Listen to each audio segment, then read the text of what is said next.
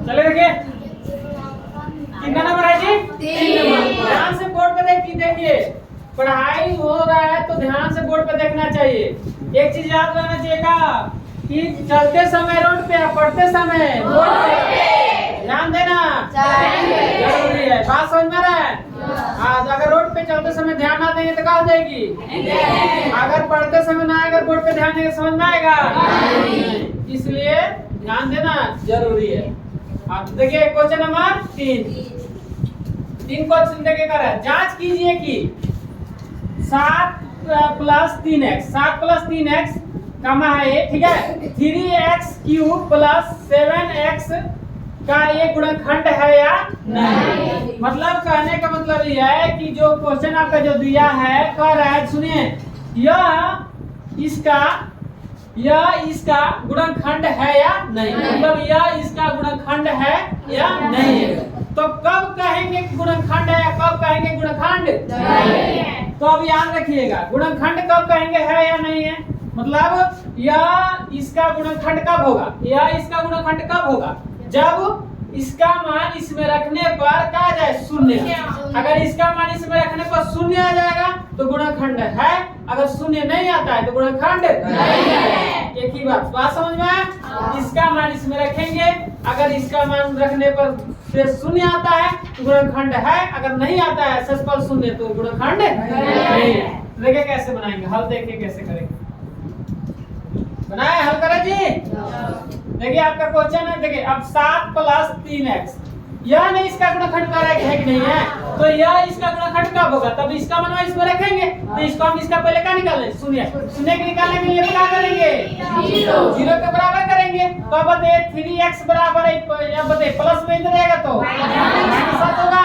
अब x लेंगे तो क्या होगा? -7 बटा नीचे का चल जाएगा 3। मतलब x का मान क्या रखेंगे? -3 -7 बटा 3 रखेंगे। अब जो आपका ये दिया है बहुपद इसको px मानते हैं कि नहीं मानते हैं? मानते हैं। px बहुपद को px gx इस सब से हम सूचित कर सकते हैं बहुपद को। अब बताइए क्या होगा जी? 3x³ + 7x यही ना है जी। अब बताइए इसका मान हम इसमें रखेंगे, अगर 0 आ गया तो बहुपद गुणनखंड x की जगह क्या रखेंगे? -7 बटा 3। अब बताइए 3x की जगह क्या रखना है? -7 बटा 3। इसका क्या करेंगे? q + 7 ये x की जगह क्या रखेंगे? -7 बटा 3। यही ना? जहाँ x दिख रहा है वहाँ -7 बटा 3 लगा देंगे। बात समझा? x है तो -7 बटा 3 रखें, q है q दे दी। 7 है 7 लीजिए, x जगह क्या रखेंगे? -7 बटा 3। जहाँ x है क्या रखेंगे? -7 बटा 3 ये वाला रखेंगे, ये वाला जहाँ x है ये रखेंगे। देखिए यहाँ x रखे, यहाँ x रखे हैं। अब देखिए क्या करेंगे, अब हम क्या करेंगे? अब देखिए 3 अब -7 को कितना बार गुणा करेंगे? 3 बार। तो -7 के 3 बार गुणा करेंगे क्या होगा? माइनस से होगा। अब क्या होगा? 3 × 7 = 43, ठीक है। 3 × 7 = 43। आज 3 के 3 बार गुणा करें, 3 × 3 = 9, 9 × 3 = 27। क्या आ जाएगा? 27 प्लस 7 से कितना हो जाएगा जी?